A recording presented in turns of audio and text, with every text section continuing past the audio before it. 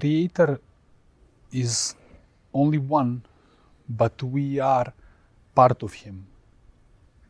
And as integral part of Him, we have His abilities, because as we know, even Bible says, we are created in His own image and likeness. So each of us would need to awake to that consciousness. And once we awake to that consciousness, then we would be all in the one consciousness. It's very important now in this time of the massive shifts and changes that we become aware that we have our responsibility there, because most of the people are like waiting for the changes to happen in order to live in a better world, but they don't understand yet that we all have the massive responsibility. And really,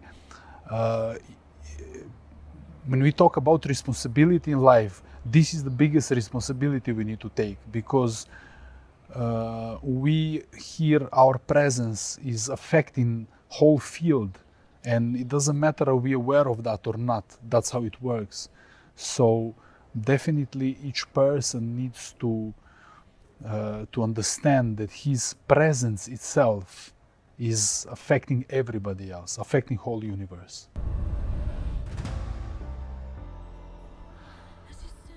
To be a creator, it means that you cannot do this out of the mind. You need to do this out of the high consciousness, actually, your true nature. Only true creation comes only from the nature, because the nature is only who can create. And the mind, at the time being, is separated from its true nature. And that's why we see what we see. Our life is always a result of our states, of our consciousness, always a result of that. We are aware of that or not.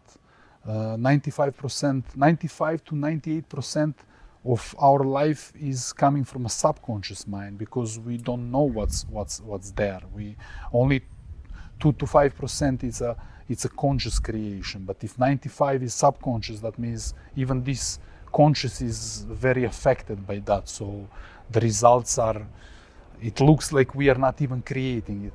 It looks like we are conditioned by everything around us, by the place where we are born, the family we grow, and the culture or the country we live in. So definitely we need to involve in some kind of the spiritual practice where we are going to be able to get beyond mind.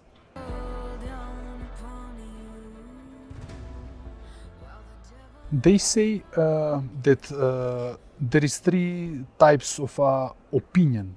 There is ordinary opinion. You can change very easily. You don't know nothing about that.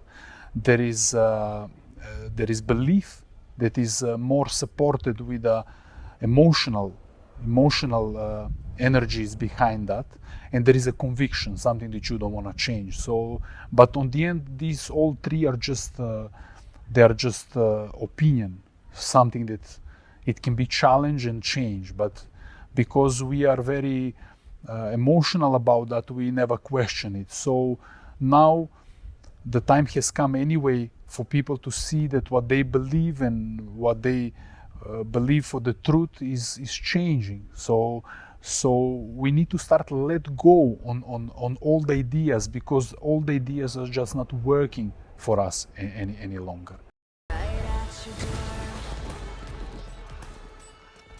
To be able to do that, you would need to have a knowledge, you would need to have a wisdom, you would need to get beyond what you know about life, because the suffering is created actually out of a lack of understanding of life. And we are trying to understand life with the mind, and mind is a very limited tool. Mind only operates with information it has, and mind cannot understand the reality for what it is. It shouldn't do that anyway. This is a job for consciousness. So that means that we need to raise the consciousness. in a Vedic wisdom, they consider mind one of the senses. It was with 5 physical senses, it was a 6th sense.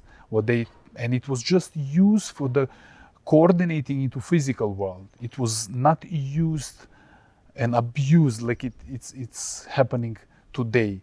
It was used just as a tool to work on ideas that consciousness have about life. When we come to the suffering and these events that happening to people, that people say like a bad luck or a destiny or whatever different cultures and religions are calling it, in order for something to happen, this is a result of a cause.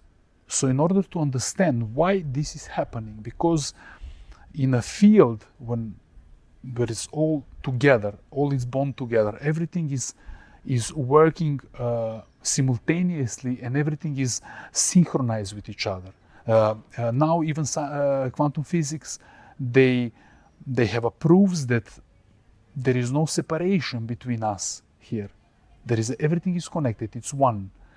So in order for these people to experience what they experience, they would need to go beyond this understanding of life. And this is also possible in a spiritual practices.